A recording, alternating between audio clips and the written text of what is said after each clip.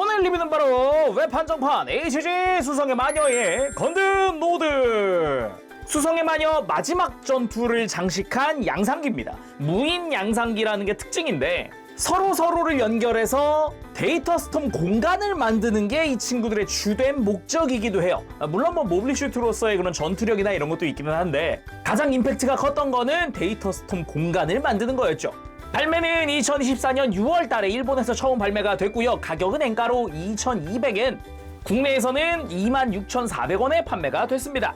단지 지금처럼 이렇게 여러 대의 건드 노드가 모여서 공간을 만드는 게 주된 목적 그리고 임팩트라고 했는데, 그럼 양상기니까 여러 대가 있어야 이런 거를 할 수 있을 거 아니에요? 근데 국내에서는 1인 1개 구매 제한이 걸려 있어가지고 그냥 일단 혼자만 볼 수밖에 없어요. 그거는 좀 참고를 해주시길 바랍니다. 자, 그럼 곧장 리뷰 보도록 할까요?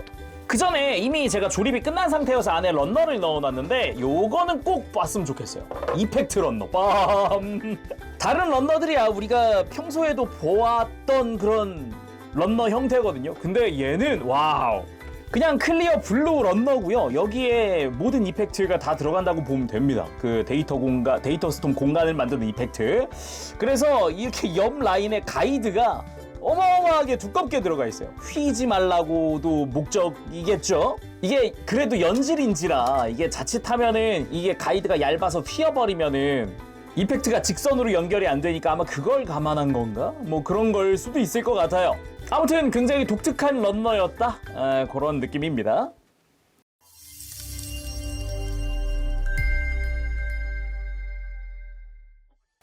자, 그럼 구성부터 한번 살펴볼까요? 먼저 빔사벨 이펙트. 이펙트는 우리가 익히 알고 있는 빔사벨 이펙트가 들어가 있지만 무장명은 빔블레이드입니다. 빔블레이드. 그래서 HG에 흔히 들어가던 긴 거 짧은 거 한 세트가 들어가 있고요. 런너리스 스탠드. 기본적으로 건드 노드는 지금 이렇게 세워놓을 수는 있지만 이렇게 바닥에 선 적이 없습니다. 그래서 공중에 뜨는 게 기본이기 때문에 정확히는 우주 공간에서 떠 있잖아요. 그래서 이렇게 스탠드가 하나 들어가 있고요. 메인 무장인 빔레브 라이플. 기본적으로 수성의 마녀에서 본 적 있는 것 같은 그런 디테일인데 안쪽이 비어 있습니다. 이 안쪽이 손잡이라고 보면 될 것 같고요. 이 친구 지금 이 상태는 통상 빔 라이플 상태예요. 근데 배럴이 이렇게 회전이 가능합니다. 그러면 위에 작은 총구에서 빔 머신건 역할을 하기 때문에 이 위에서 연사를 하는 그런 모습도 보여줍니다. 실제 애니메이션에도 이런 상태로 나오기도 하죠. 빔 머신건이다 보니까 그래도 모빌 슈트를 격추시킬 정도의 충분한 화력이 나오는 게 특징이기도 합니다. 그리고 이 부분에 센서, 여기에 작은 스티커가 하나 사용이 됩니다. 그 다음이 스티커인데 기본적으로 작은 것들은 본체에 붙는 것들이에요. 근데 여기 검은색, 빨간색, 그리고 제가 부착한 파란색의 쉘 유닛용 스티커들이 있습니다. 선택적으로 부착을 해주는 건데 저 같은 경우는 일단 파란색으로 부착을 해줬어요. 애니메이션에서 보여줄 때 임팩트 큰 게 아무래도 파란색이다 보니까. 근데 빨간색을 쓰더라도 꽤나 이쁜 모습이더라고요. 안 그래도 클리어 블랙 파츠 안쪽에 스티커가 들어가다 보니까 빨간색이 훨씬 더 잘 보이기도 하겠죠. 그리고 건드노드 뒤에 있는 게 이게 바로 짠! 데이터 스톰 공간 재현용 파츠. 요거 한번 살펴봅시다. 기본적으로 중앙에는 약간 빛을 뿜어내고 있는 것 같은 느낌이랄까? 그런 형태의 디자인으로 이펙트가 들어가고요. 그 안쪽으로는 이제 등과 연결하기 위한 조인트입니다. 이거는 뺄 수 있어요. 이런 식으로 해서 조인트 분리가 가능하고요. 마치 드래곤볼처럼 동그라미 7개가 있는데 가운데 있는 거는 아까 봤었던 요 조인트 연결하는 거고, 반대쪽에 이제 주변으로 뻗어나가고 있는 요 직선 파츠들을 연결하는 구멍들이 있습니다. 자, 각각의 파츠는 볼 조인트로 연결이 되어 있고요. 그래서 이렇게 약간씩의 각도 조절, 이렇게 돌려주거나 이런 것도 가능합니다. 물론 뺐다 끼거나 하는 게 생각보다 용이하게끔 되어 있어요. 그래서 이렇게 심하게 흔들면 빠지니까 그거 참고하시면 좋을 것 같고, 이 선의 끝에 가면 또 똑같은 볼 조인트가 있어요. 그러니까 이 옆쪽에는 또 다른 건드 노드를 장착을 할 수 있는 거죠. 이런 식으로 해서 총 몇 개죠? 6개의 건드 노드를 더 연결시킬 수 있는 그런 상태가 됩니다. 그치만 여러 개 살 수가 없었다. 그런 거 참고해 주시길 바랍니다. 자, 그럼 건드노드 본체 한번 살펴보도록 합시다. 기존의 다른 이제 에어리얼이나 뭐 아니면은 캘리번과는 달리 어두운 컬러가 기본이라는 게 좀 특징이라고 할 수 있을 것 같아요. 거기다가 좀 에어리얼의 디자인 특징도 이래저래 가지고 있죠. 뭐 허벅지가 두껍다던가, 뭐 무릎이나 허벅지 쪽으로 해가지고 버니어가 있다던가, 뭐 이런 것들 말이죠. 그리고 뭐 쉘 유닛이니까 가슴이나 백팩 이런데 클리어 파츠가 쓰이는 것도 특징이라고 할 수 있겠습니다. 전체적으로 디자인 자체가 조금 샤프한 형태로 되어 있어요. 그래서 솔직히 그 수성의 마녀에 나오는 다른 모빌 슈트들이랑 비교하더라도 좀 멋이라는 거에 있어서는 굉장히 또 얘도 탑클래스가 아닐까, 그런 생각이 들기도 합니다. 자, 그럼 자세히 살펴보도록 할까요? 머리부터 봅시다. 일단 건드노드는 특이한 게 메인 카메라가 이마에 없고 입에 있어. 입, 턱. 보통 건담이라고 한다면 메인 카메라가 이마에 이렇게 볼록 올라와 있는 정수리에 있는 게 보통인데 그 부분에 거대하게 쉘 유닛이 들어가 있거든요. 그래서 그걸 대신해서 이렇게 턱으로 내려온 게 아닐까, 그런 생각이 들기도 합니다. 그 외에 뭐 눈 부분도 기본적으로 스티커 사용을 하고 있습니다. 그러고 보면은 이 턱 그리고 눈 여기에 초록색은 기본적으로 파츠 분할이거든요. 저 같은 경우는 그냥 스티커 있으니까 스티커 사용을 했는데 굳이 스티커를 쓰지 않아도 상관은 없더라 같은 느낌이에요. 대신에 그 경우에는 이 눈 주변의 검은 색깔 바탕은 좀 부분 도색을 해줘야 될 것 같습니다. 완전 검은색이 아니라 이 안테나랑 같은 색깔이거든요.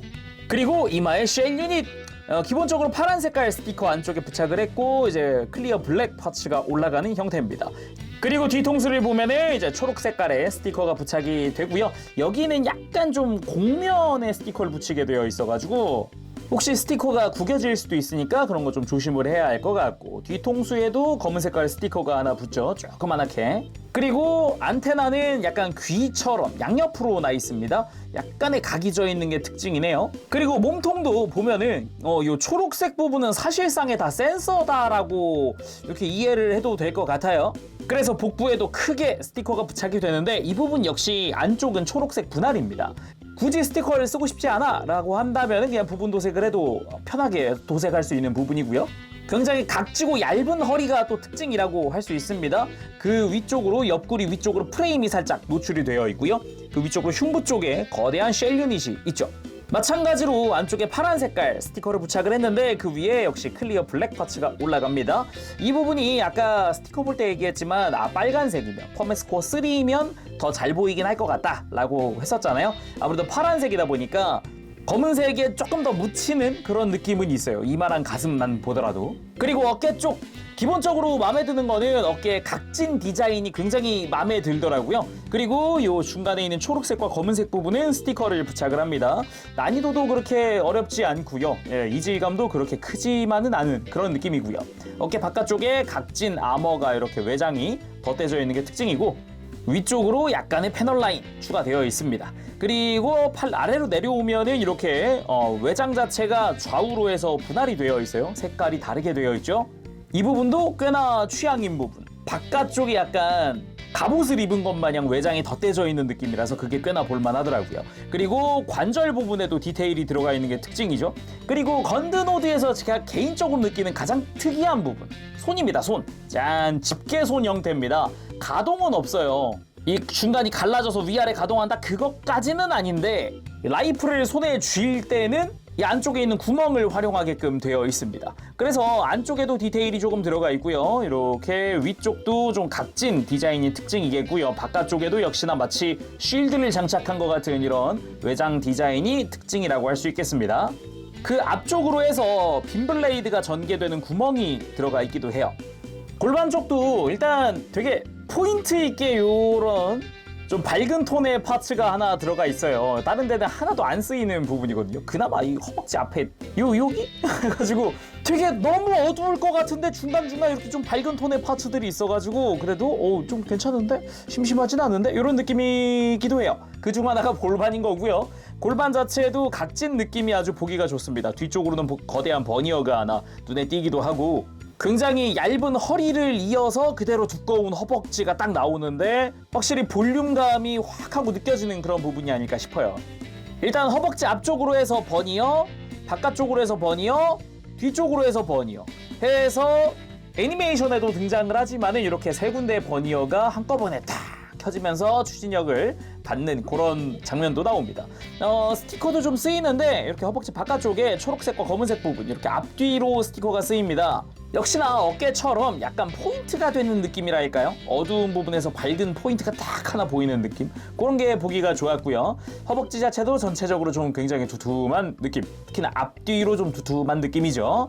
약간의 프레임들이 노출되어 있는 게 특징인데 허벅지 뒤쪽에 있는 버니어는 좀 가동까지 됩니다. 이런 식으로 앞뒤 가동도 되고요.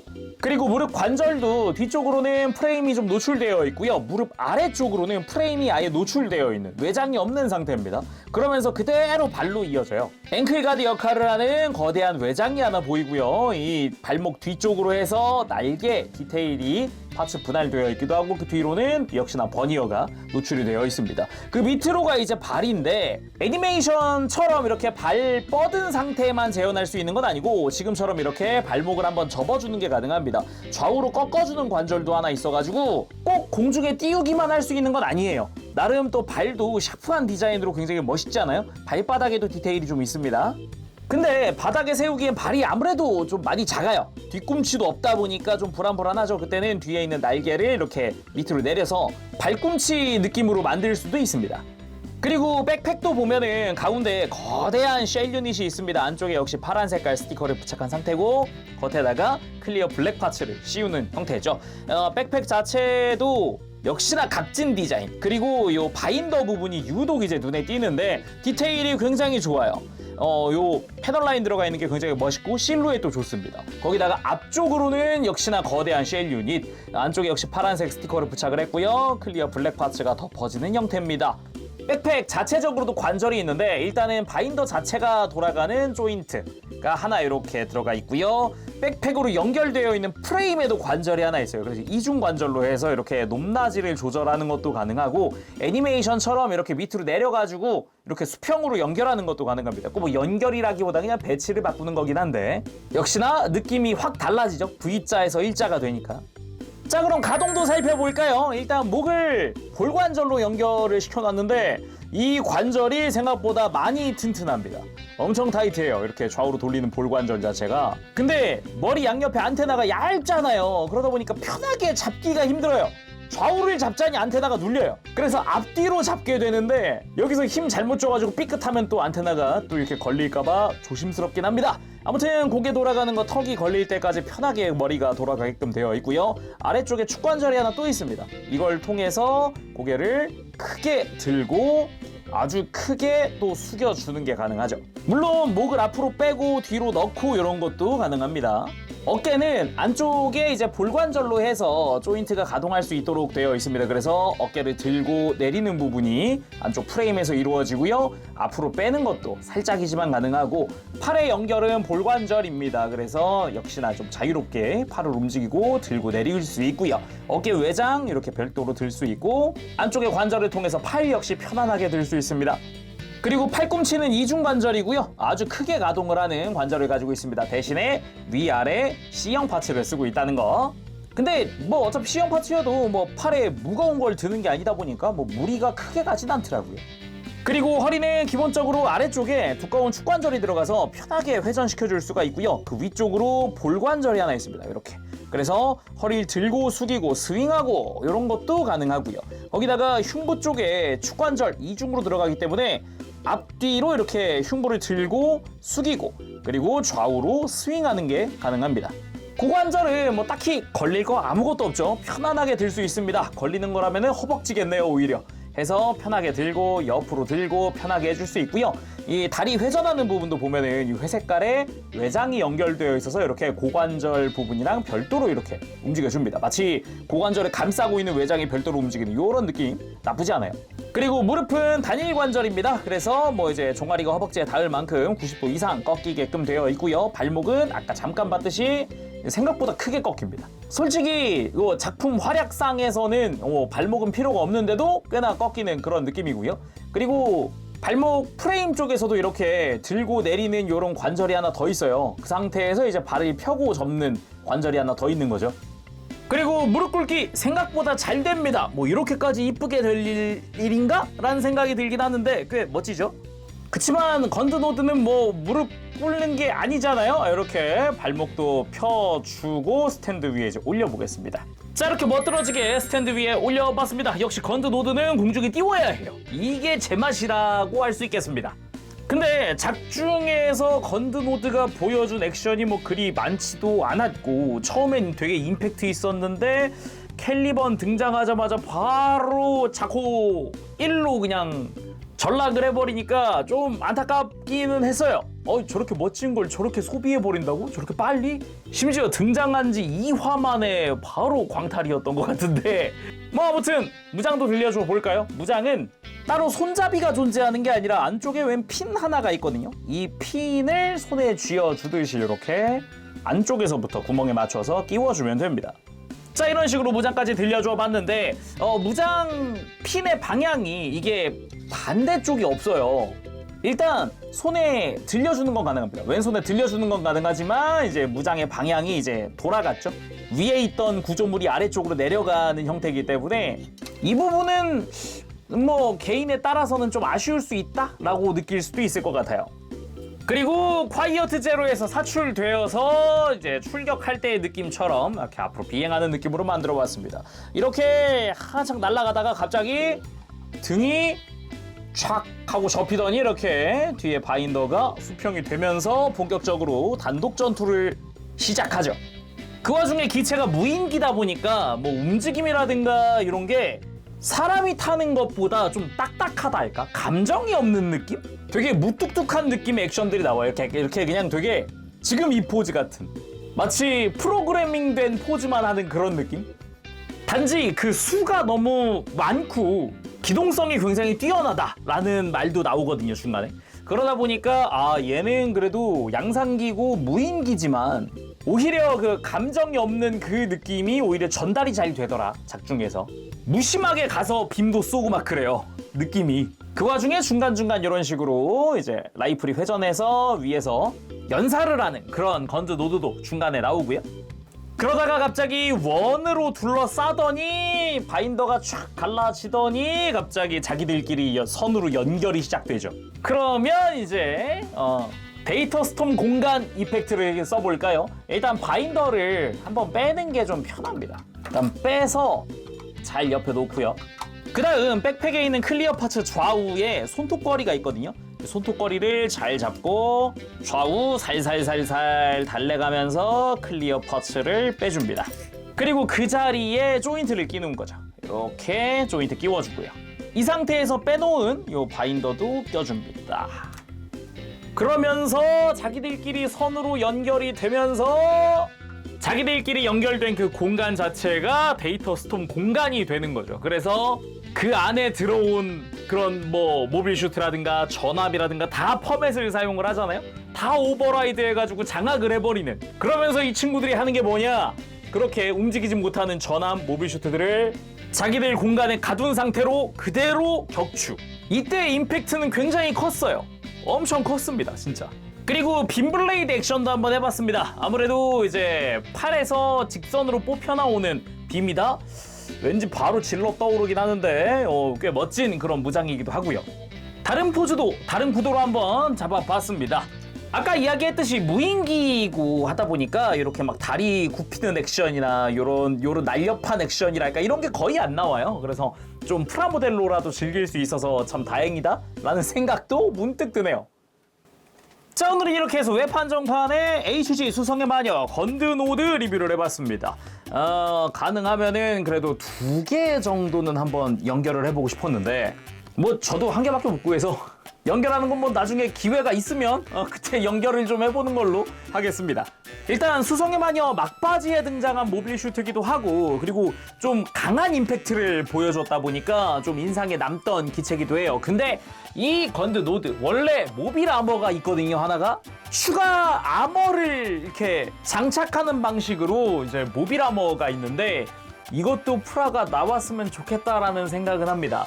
보니까 얘도 전용 건비트도 쓰고 그러는 앤데 근데 멋지긴 한데 얘 나올 때쯤엔 이미 캘리번 나와가지고 다 막 그냥 한 방에 딱 격추하고 막 씁쓸합니다. 좀 더 활약하지 이런 생각이 들어요. 근데 스토리상 어쩔 수 없긴 했죠 그게. 아무튼 이렇게 해서 오늘 맞춰보도록 하겠습니다. 다음 시간까지 여러분들 즐거운 취미생활 되시고요. 가보겠습니다. 채롱이었어요. 여러분 안녕. 빠브시.